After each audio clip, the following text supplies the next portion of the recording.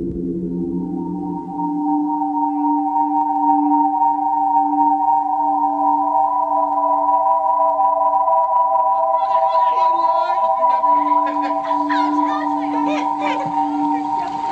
the summer of 1991, Michael Cork seemed to have everything. Happily married, he had a job he loved, teaching music at a Chicago high school. But just after his 40th birthday, he began to have problems sleeping. I knew he couldn't sleep. My God, I slept with him. I laid with him every night. And he would toss and turn or just lay there. He would wake me up in the middle of the night and yell at me and tell me I was snoring and to turn over. One night he yelled at me and he said we just couldn't sleep together anymore. So I said, fine, I'll go sleep in the living room, which I did. And I slept in the living room for 10 nights. And his sleep wasn't any better. I got him a special type of sleeping pillow. It didn't help.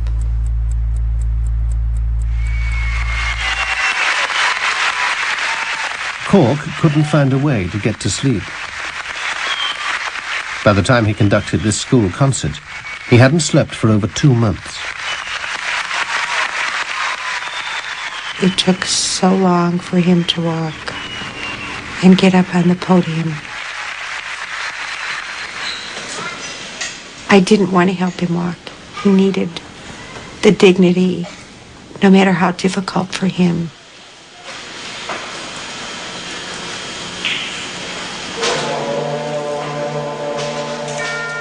He wanted to sleep so bad that, you'd sit there when he says, I've got to sleep. So, okay. And he'd lay down, but, Within 5 minutes, he'd be right back up again. He was losing physical vitality. There came the time I would have to shower him and dress him for school. And what it did to his independence and his ego was difficult for us both to handle. Like Peter Tripp, Cork began to hallucinate. He was losing touch with reality. It was like his mind had regressed to the past. And things came to a head at Christmas. He didn't know who anybody was.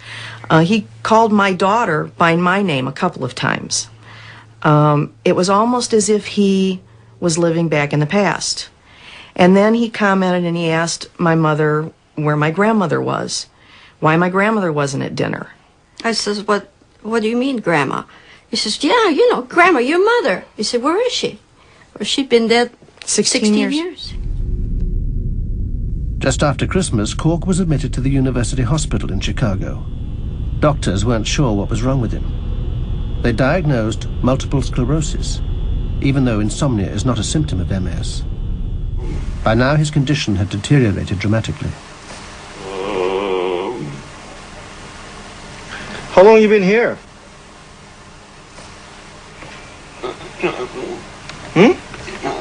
Yeah. How much? 2 weeks. Okay. You're a music teacher, right? What do you teach?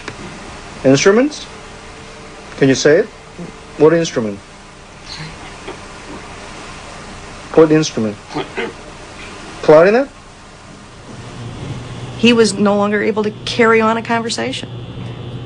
You got nods, and you got the occasional yes, and the occasional no, and that was it. Sometimes Cork appeared to be dozing, but EEG measurements of the electrical activity in his brain showed nothing that could be classified as sleep. By now, he'd gone without sleep for more than 130 days. When you wake up, do you feel refreshed like you should? You do. You feel good in the morning? Because your EEGs look like you're not sleeping very well. By the third day, he was not a functioning individual. So after 6 months, no wonder he was in a total catatonic state. He could not eat, he could not speak, he couldn't do anything. After months of confusion, doctors finally recognized that Cork was suffering from a rare genetic disorder. It was like a bomb went off. He sat there and said, well, we know what's wrong with your brother. He has something called fatal familial insomnia, and there is no treatment, and there is no cure, and it is genetic, so you need to be tested as soon as possible.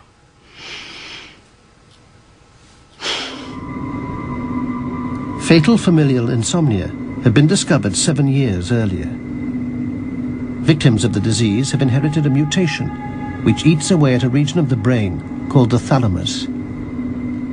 Damage to this area destroys the sleep onset mechanisms. It's as though the brain's sleep switch has been jammed in the awake position.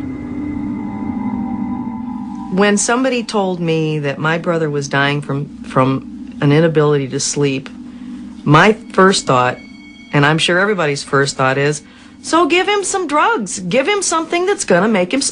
Hello? We all know, everybody knows that there's all kinds of barbiturates on the market that'll put you to sleep. In fact, even the most powerful drugs had little effect. Doctors in Italy had given one patient barbiturates in an attempt to help him sleep. The dose had been heavy enough to put the patient into a coma, but it failed to send him to sleep.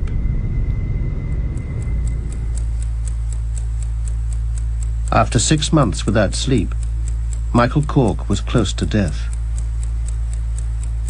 I remember that day like it was yesterday. The phone rang, and I said, can I help you? And she said, I'm sorry to tell you this. And that's all I let her say. I said, no, can't be. And so when he died, I wasn't there. And I went in. I kissed his head the way I always used to.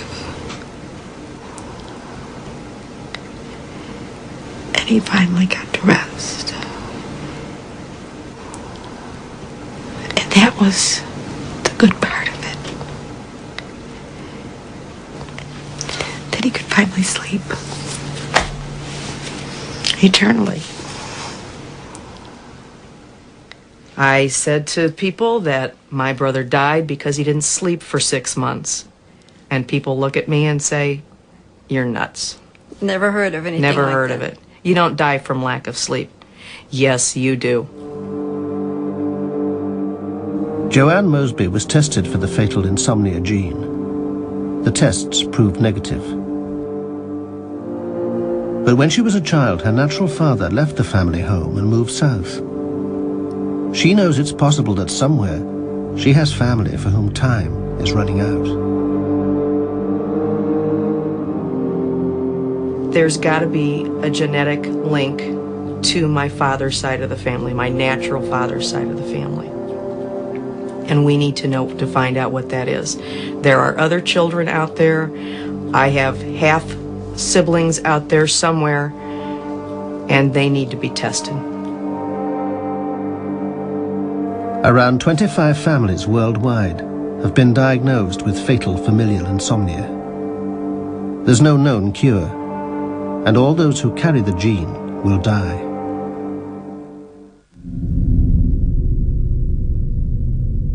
As we fall asleep, we enter a regular cycle, passing through deep sleep to dream sleep and back again.